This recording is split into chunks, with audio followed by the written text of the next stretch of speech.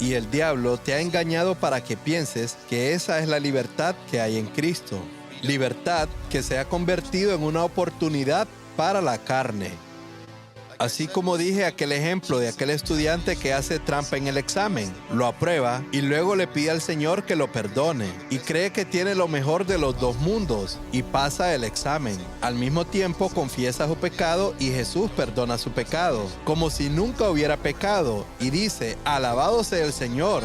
Es como si nunca hubiera hecho trampa en el examen. Y luego dice, ¿no es maravilloso este evangelio? Que puedo aprobar mi examen con trampa, confesar mi pecado y hacer como si nunca hubiera hecho trampa. No es solo como si nunca hubieras hecho trampa, porque cada pecado que cometemos, Dios puede perdonarlo, pero deja una cicatriz que nunca puede ser removida. No sé si sabes eso.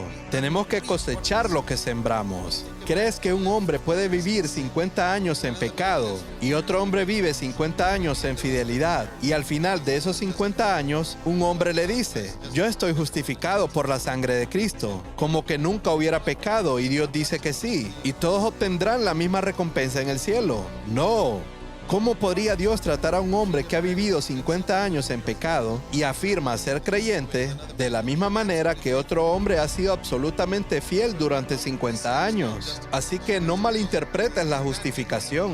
La justificación nos da una posición ante Dios. Ya no seremos condenados, no hay que desanimarse, eso es cierto, pero no me hace igual a una persona que ha sido fiel por 20 años. Porque Jesús dijo, mi recompensa está conmigo, para dar a cada uno según sea su obra.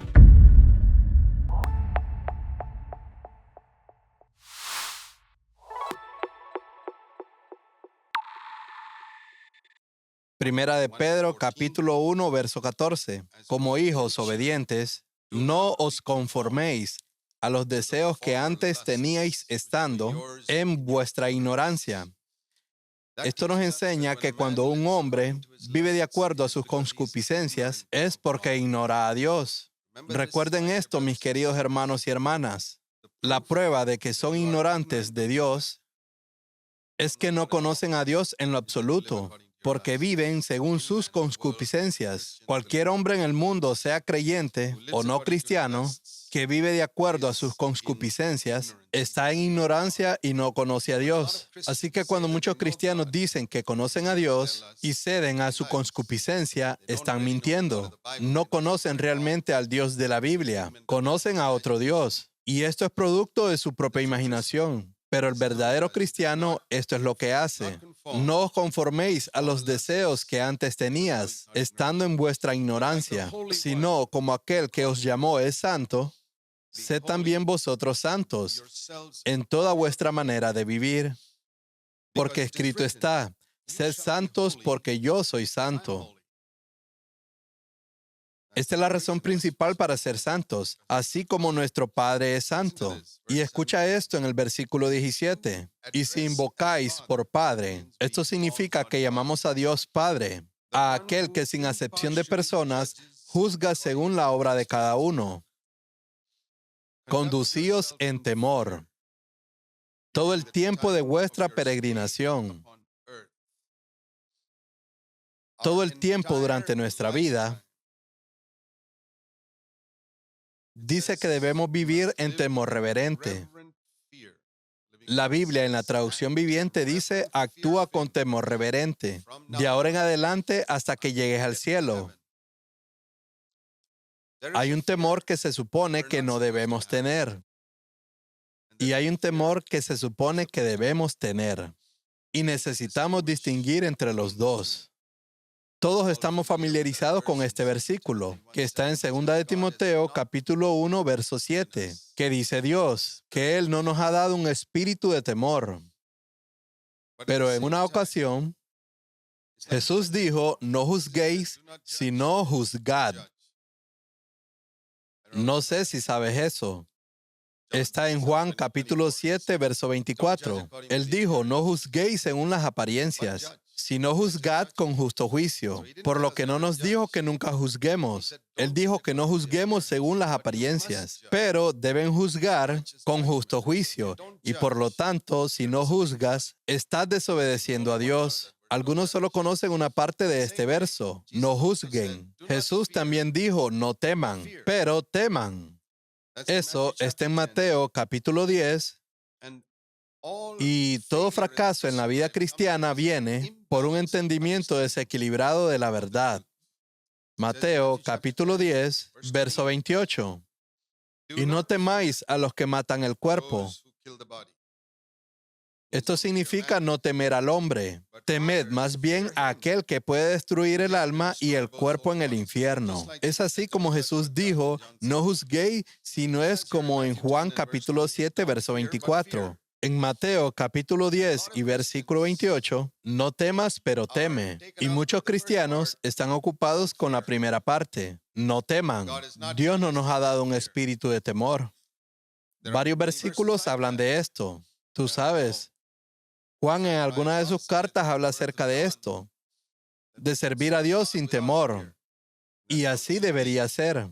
Y en otro verso en el libro de Romanos, capítulo 8, verso 15, dice, pues no habéis recibido el espíritu de esclavitud para estar otra vez en temor, sino que habéis recibido el espíritu de adopción, por el cual clamamos, Abba Padre. Hay varios versículos que nos enseñan que no debemos tener miedo de Dios. Y Jesús dijo a menudo, no teman, no teman, no teman, no tengan miedo. Él vino a librarnos. La Biblia dice en Hebreos capítulo 2, en los versos 14 y 15, acerca del temor de la muerte, al derrotar al que tenía el poder de la muerte y quitarle ese poder, y librar a todos los que por el temor de la muerte estaban durante toda la vida sujetos a servidumbre. Si ven Romanos capítulo 8, verso 15, también habla sobre el temor y la esclavitud.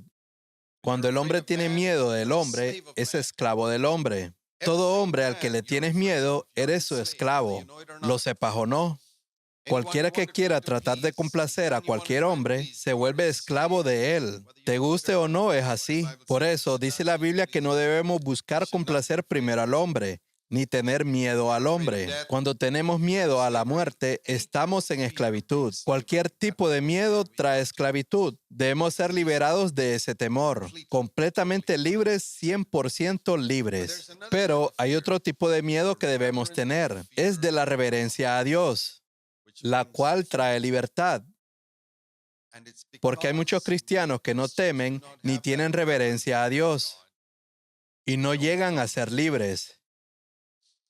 Hemos oído mucho sobre el amor de Dios, pero mucha gente piensa que Dios es un abuelo. Y el amor de un abuelo es diferente al amor de un padre. Y quiero decirte que Dios no es un abuelo.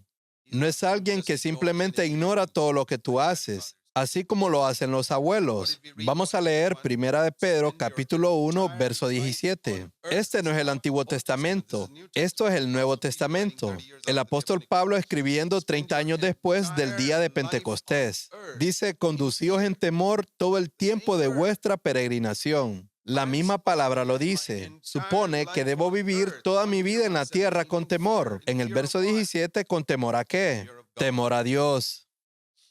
Déjame mostrarte algunos otros versículos.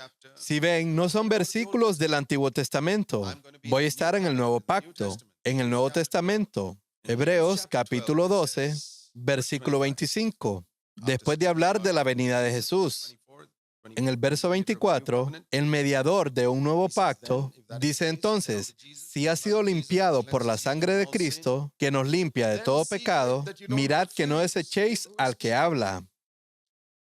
Y escucha esto, ya que es una advertencia para el pueblo del nuevo pacto, aquellos que estaban bajo el antiguo pacto, que no escaparon, aquellos que desecharon al que los amonestaba en la tierra, mucho menos nosotros, si desecharemos al que amonesta desde los cielos. La voz del cual conmovió entonces la tierra, pero ahora ha prometido diciendo, y conmoveré no solamente la tierra, sino también el cielo. Y esta frase, aún una vez, indica la remoción de las cosas movibles, como cosas hechas, para que queden las inconmovibles. Cada cosa creada va a ser sacudida.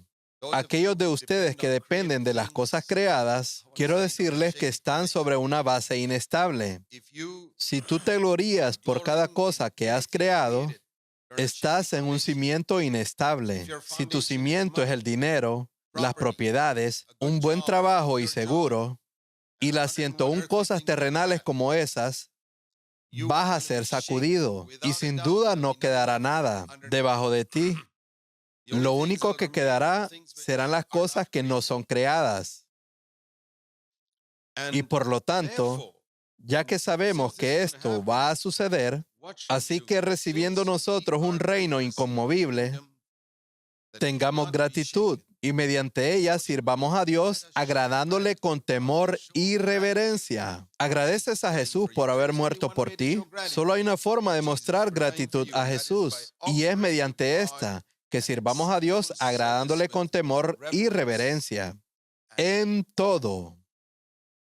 ¿Cuántos de ustedes, hermanos y hermanas, tienen una reverencia en todo lo que hacen para Dios? Las 24 horas del día, que te da temor decir algunas cosas, que te da miedo hacer ciertas cosas, y yo temo que esto haya desaparecido, porque has pasado del antiguo pacto a ningún pacto. Y el diablo te ha engañado para que pienses que esa es la libertad que hay en Cristo. Libertad que se ha convertido en una oportunidad para la carne. Así como dije aquel ejemplo de aquel estudiante que hace trampa en el examen, lo aprueba y luego le pide al Señor que lo perdone y cree que tiene lo mejor de los dos mundos y pasa el examen. Al mismo tiempo confiesa su pecado y Jesús perdona su pecado, como si nunca hubiera pecado y dice, alabado sea el Señor. Es como si nunca hubiera hecho trampa en el examen. Y luego dice, ¿no es maravilloso este evangelio? Que puedo aprobar mi examen con trampa, confesar mi pecado y hacer como si nunca hubiera hecho trampa. No es solo como si nunca hubieras hecho trampa, porque cada pecado que cometemos, Dios puede perdonarlo, pero deja una cicatriz que nunca puede ser removida. No sé si sabes eso. Tenemos que cosechar lo que sembramos. ¿Crees que un hombre puede vivir 50 años en pecado y otro hombre vive 50 años en fidelidad? Y al final de esos 50 años, un hombre le dice, yo estoy justificado por la sangre de Cristo, como que nunca hubiera pecado, y Dios dice que sí, y todos obtendrán la misma recompensa en el cielo. No.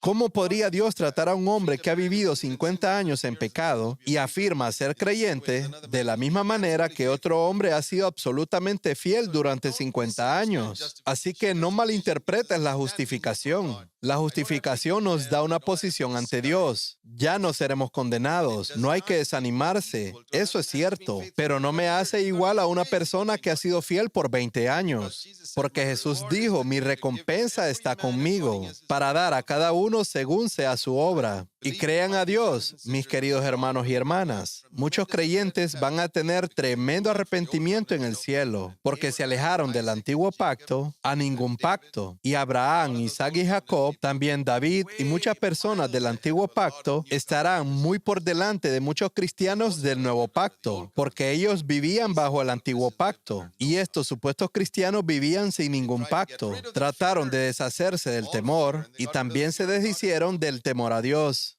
Y su actitud hacia el pecado no la tomaron en serio. Y trataron de ofrecer a Dios un servicio sin ninguna reverencia. Ignoraron estos pasajes del Nuevo Testamento y adquirieron un cristianismo unilateral, del que siempre hablaban. Dios te ama, hermano. Recuerda que Dios te ama tal como tú eres. El amor de Dios es incondicional. Todo es verdad.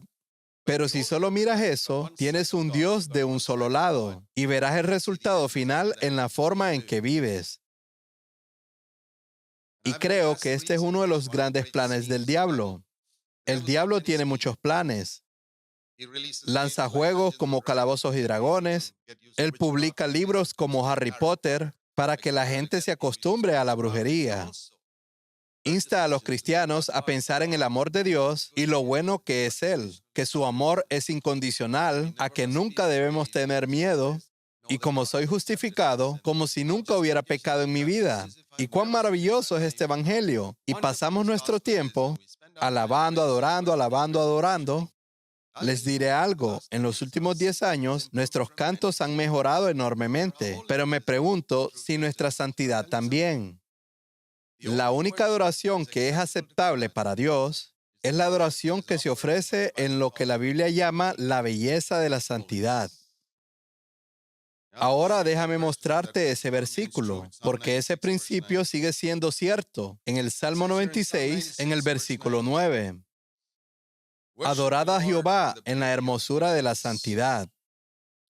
En otras palabras, en vestidura santa. Adorar al Señor en vestidura santa. Esto significa que si no vienes con el traje sagrado para adorar a Dios, tú vienes desnudo.